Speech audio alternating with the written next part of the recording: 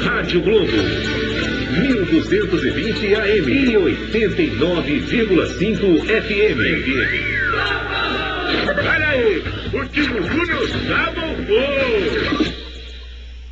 4h31. É fato que todo taxista da cidade do Rio de Janeiro tem uma série de boas histórias para contar. São casos felizes, tristes, tensos, engraçados. Pois é, um bom papo é o que não falta aos taxistas. Eu converso agora com o Jorge Schweitzer, que tem o blog chamado Táxi em Movimento, é autor do blog Táxi em Movimento. Boa tarde, Jorge. Boa tarde. E aí, querido, tudo bem? Tudo em paz. Como é que surgiu a ideia do blog Táxi em Movimento? Bom, inicialmente eu escrevia para aquela coluna de leitores de jornal. Uhum. Isso antes dessa onda de blogs na internet e tal. Isso. Então eu já tinha o hábito, né, de dar minha opinião sobre alguns assuntos e tal. E aí, quando apareceu essa onda de blogs, eu fui um dos primeiros a aderir. Isso tem por volta de 7, 8 anos por aí. Uhum, bacana. Eu achei engraçado que no seu blog eu li que você recebeu o convite do nosso programa e não iria aceitar, né? Pensou em não aceitar o nosso convite, né? E você diz que não gosta de se expor muito. Pois é, eu acho que eu tenho um determinado espaço para me expor, não todos, entendeu? Uhum. Porque o objetivo não é esse. O objetivo que eu procuro, eu alcanço no blog perfeitamente. Uhum. E quando é entrevista e tal, eu até já concedi algumas, mas eu não fico totalmente à disposição para dar entrevista. O que mais importa é a informação e o blog, né? Exatamente. E não a sua pessoa física, não a minha né? figura. Entendi. Agora, Jorge, te dá muito trabalho? Quantas horas por dia você se dedica ao seu blog? Olha, eu escrevo à noite, tá, e pela manhã, antes de sair de casa. Uhum. Tá, então eu devo consumir aí umas 5 horas de internet. Como eu não vejo televisão, então o tempo que normalmente as pessoas normais gastam vendo televisão, eu trabalho no blog. Escrevendo aí. Tá. E aí você conta casos de taxistas, né? Quase não. E nem casos do táxi também. Também muito não. poucos. E quando eu conto, eu procuro não identificar as pessoas. Uhum. Muitas vezes a pessoa abre a alma e tal, principalmente as pessoas que são muito solitárias. Então, quando ela encontra um caminho para conversar com alguém, que pode ser o táxi, então ela se expõe bastante. Uhum. E eu acho meio...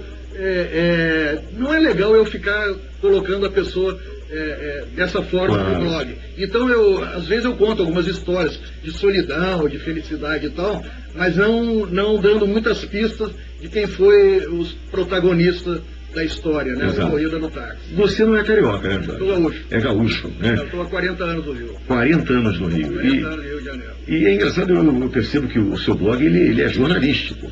Né? E você fez jornalismo? Não. Você é um jornalista nato, né? É um jornalista de sangue, né? Esses tempos eu estive na faixa conversando com os alunos lá, eles até perguntaram, por que você não é jornalista? Você é eu jornalista. digo, eu sou jornalista. É jornalista. É verdade, tem o faro da notícia. Pois é. E o que eu quero saber é o seguinte, como é que você escolhe, como é que você seleciona? A gente sabe que o Jornal Nacional, por exemplo, tem uma reunião de pauta onde a equipe decide quais são os assuntos que serão tratados na edição do dia, né? E como é que você seleciona os seus assuntos? Bom, eu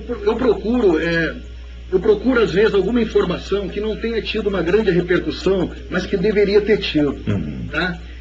Especificamente, quem abre o meu blog, logo em cima, tem o abaixo-assinado da Joana Marcenal. Uhum. Isso, para mim, foi um caso emblemático, tá? Que quando eu comecei a procurar nas mídias, eu não encontrava a repercussão que o caso mereceria. Uhum. Tá? A Joana foi morta sob tortura, ela foi assassinada pelo pai e pela madrasta, tá? Aos 5 anos de idade. A Joana foi hospitalizada com marcas horríveis. Ela tinha machucados quase pelo corpo inteiro. Tá? Ela foi levada para o Hospital Rio Mar. Uhum. E tinha queimaduras em toda a extensão das nádegas. É uma coisa horrorosa, que tem fotos na internet que mostram isso.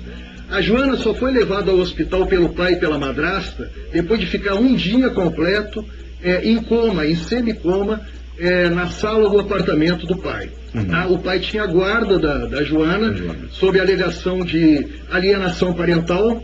Tá? O pai chama-se André Rodrigues Marins, ele é serventuário judicial. Ele está te processando? Está me processando. Está me processando. Eu estou sendo processado pelo André Rodrigues Marins e pelo Antônio Carlos Biscaia, tá, que é ex-procurador-geral da República, ex-deputado federal, agora parece que ele tem um cargo no TJ. Por incrível que pareça, o Antônio Carlos Biscaia, logo após a morte da Joana, foi conduzido, deram um cargo para ele de direitos humanos. Ele era subsecretário de Direitos Humanos. Ele, sobrinho de um cara acusado de tortura violenta contra uma criança de 5 anos, é nomeado para Direitos Humanos. Então a gente até tentou algumas formas e tal, que expor isso para que isso fosse revertido. E aí eu estou sendo processado pelo Antônio Carlos Biscaia. Você está sendo processado pelo seu trabalho no blog, né? Exatamente. Eu tenho exatamente 2 processos, tá? Que na realidade, isso não me incomoda muito. Isso me traz até um certo orgulho por saber, tá, que eu estou atingindo exatamente pessoas que merecem ser perseguidas. Tá? Então, o André Rodrigues Marins ficou preso durante 5 meses em Bangu 8, tá? Sobre acusação da tortura da Joana. Nesse tempo das investigações surgiu uma babá que descreveu que a Joana era amarrada pelos pés e as mãos com fita crepe sob fezes e urina, tá? Depois o André foi na imprensa, pediu uma coletiva na imprensa e declarou exatamente isso, que amarrava realmente a criança pelos pés e as mãos com fita crepe, alegando que era para conter a convulsão dela. E ela ficava sobre fezes e urina, e ele disse que depois ele limpava, porque a madraça se incomodava um pouco com a presença da menina na casa. A Joana ficou afastada da mãe. A mãe é uma médica. Nós falamos com a mãe aqui ao vivo. A doutora Cristiane Marcenal. Isso. Tá? Então, o que me causou surpresa logo no início, dizer assim, poxa, uma criança com esse grau de brutalidade, né, de tortura, né? Não tem pai e mãe. Aí eu procurei saber, aí a mãe é médica, quer dizer, uma pessoa que tem todo o cuidado, e ele tem dois cursos superiores, ele não pode alegar desconhecimento, nem qualquer outra coisa. Foi uma coisa muito grave que a gente está perseguindo agora. Eles tentaram desqualificar o crime, tirando do júri popular, e aí foi para uma banca desculpa eu não saber os termos técnicos, jurídicos, mas foi para uma banca de desembargadores, tá? Um grupo de desembargadores que, por unanimidade, reconduziu o caso para júri popular. Tá? Então isso deve ocorrer. Não sei ainda por que não ocorreu. É engraçado que eu faço alguns paralelos entre o caso da Joana e o caso da Isabela Nardoni, em São Paulo. Do casal Nardoni, que prontamente, com a comoção popular, eles foram a júri, foram escachados e tal. E o caso da Joana não conseguiu ganhar essa repercussão, possivelmente pela força, tá, das pessoas envolvidas. Tá? O André Marins, tá, chama-se André Rodrigues Marins, é serventuário da Justiça. Ele tem uma tia que é promotora de justiça também, trabalha no Tribunal de Justiça. Ele, depois que foi solto, voltou, e o Tribunal de Justiça não teve a decência de tirar esse cara, porque não é compatível um presidiário acusado de um crime dessa gravidade estar numa vara de execuções criminais. E no processo que você recebe, eles pedem o quê, Jorge? Na realidade, até hoje, eles não me localizaram para me entregar a citação. Entendi. Tá? Eu sei que eu estou sendo processado. Tá? O Antônio Carlos Biscaia, parece que é 5 mil a cada vez que eu citar o nome dele. Então, eu vou pedir auxílio depois para os meus leitores para pagá-lo. Né? Mas, na realidade, não me incomoda isso. Eu não acredito que a justiça vai acatar uma barbaridade dessa. Eu evito muito falar do nome do Biscaia lá, mas como a alegação é que eu só não cite no blog, tá? Então aqui eu posso falar tranquilamente. A alegação é no blog, em qualquer outra mídia eu posso falar, na TV, no rádio. E quais outros temas que te chamam a atenção também, que você acaba puxando para o seu blog e acaba levantando a bandeira, Jorge? Pois é, tem coisa, a internet tem uma força fantástica, né? Quando ocorreu o incêndio em Santa Maria, e foi preso, a gente fez uma pressão muito forte. Eu tive, inclusive, vários contatos de Santa Maria, dizendo que estavam me acompanhando, as pessoas dando alguns depoimentos e tal. Logo depois foi incrível isso. Familiares das vítimas de Santa Maria fizeram um mutirão também para assinar o abaixo-assinado da Joana, que tem no nosso blog. Bom, aí ocorreu um fato que foi um dos sócios da casa foi preso, da Boate Kiss, foi preso lá em Santa Maria. Aí ele ameaçou se matar, né, com a mangueira do chuveiro. Aí eu postei, o delegado que investigou, que conduziu o inquérito, ele é um cara que acompanha o internauta, né? E aí eu coloquei lá, pô, se esse babaca tá querendo se matar, algema ele na cama. Pô, 1 minuto depois, ele foi algemado na cama. Então, pode ter ocorrido, obviamente, uma coincidência muito grande, mas é incrível a força da internet. Verdade, né? verdade. E em outros episódios, que de cabeça eu não vou lembrar, mas é muito impressionante o poderio da internet. E eu procuro tomar determinados cuidados.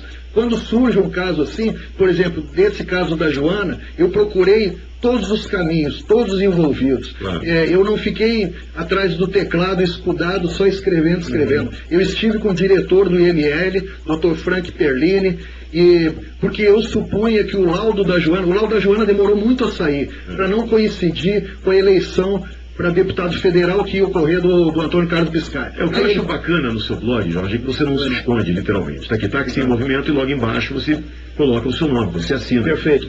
Jorge Schweitzer. Exato. Porque tem uma coisa na internet que me incomoda, né? Que são pessoas que falam das outras se protegendo com anonimato, né? E você deve receber alguns comentários anônimos, né? Claro. E isso eu acho uma tremenda covardia. É covarde. Então, quando a pessoa utiliza a internet da forma que você está usando, né? Que utiliza para abrir a boca, para falar o que pensa, né? Para lutar contra injustiças, eu acho muito válido, né? E é por isso que você está aqui, né? Você merece o nosso aplauso, o nosso reconhecimento.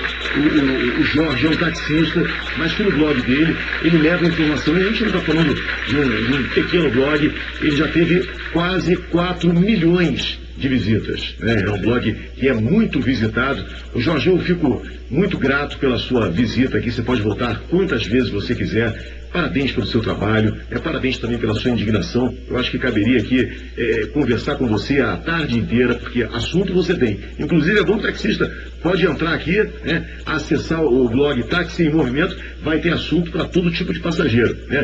Porque até do penteado do Luan Santana, porque, né, a gente falou aqui de alguns assuntos pesados. A gente falou de alguns assuntos pesados aqui, mas o Jorge tem bom humor também. Ele disse que o Luan Santana está parecendo a Dona Florinda, né? E com penteado novo. Então, fala de celebridades também, é muito interessante. Jorge, mais uma vez, muito obrigado pela sua presença aqui na Rádio Globo, tá bom, querido? Eu que agradeço, um abraço. Valeu, fera, esse é gaúcho, esse é bravo, hein? Esse é fera bravíssima. 4h44, música internacional no Vale Tudo na Globo. Obrigado, irmão.